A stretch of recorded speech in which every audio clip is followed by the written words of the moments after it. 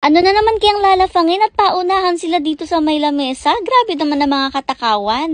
Kahapon nga habang nasa labas kami, napabili kami ng mga fruits at gusto namin itong i-share sa ating pack members. Apple nga ang healthy treat of the day nila. Pasok din sa for babies natin yung mga kasabihan na an apple a day keeps the doctor away. Pero make sure na tatanggalin nyo yung buto niya guys ha. And dahil nga may katigasan talaga ang apples, ay magninipis yung slices ni mama. Ewan ko ba sa mga tot, alam na alam nila na may lalafangin. Ayan nga, nakaabang na sila sa pinto. Naamoy ba nila? Kasi wala naman masyadong amoy yung apple. Eto na nga, ready na yung mga slices ng apple, kaya naman pinapasok na rin ang mga halimaw.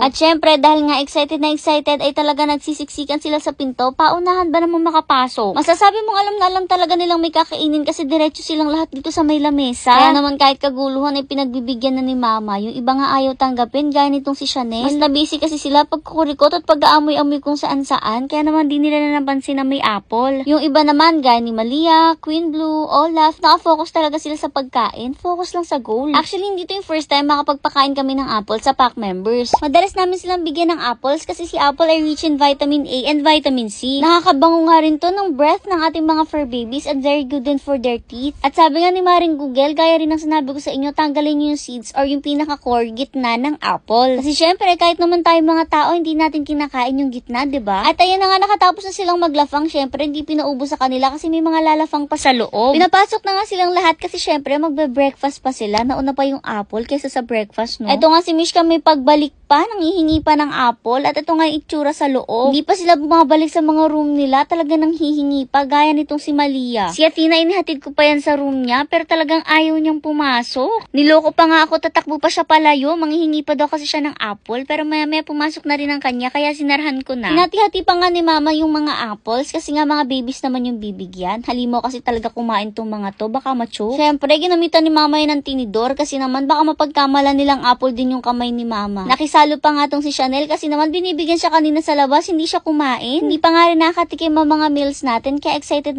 na tong si Kelvin. Nung baby pa sila, nakakain na talaga sila ng apple, kaya naman bet na bet niya. Ito namang si Leon, manang-mana kay Daddy Hercules as expected, parang ayaw niyang masaktan yung apple. Ayaw niyang kagat-kagatin man lang or nguyain. Ito naman si Juno at si Dos, ganun din, di talaga sila mahilig sa mga prutas. At ito na nga, ang pinagmanahan ni Leon, alam na alam niyo na hindi na naman niya kakainin yan. Madalas talaga inaamoy-amoy lang niya, kinukurit-kurit or pinupush-push lang niya yung pagkain ibibigay sa kanya, lalo na kapag prutas. Eto ang apple, kinamayan niya lang, nangangandidato yata siya. At yun na nga ang kanilang healthy treat of the day.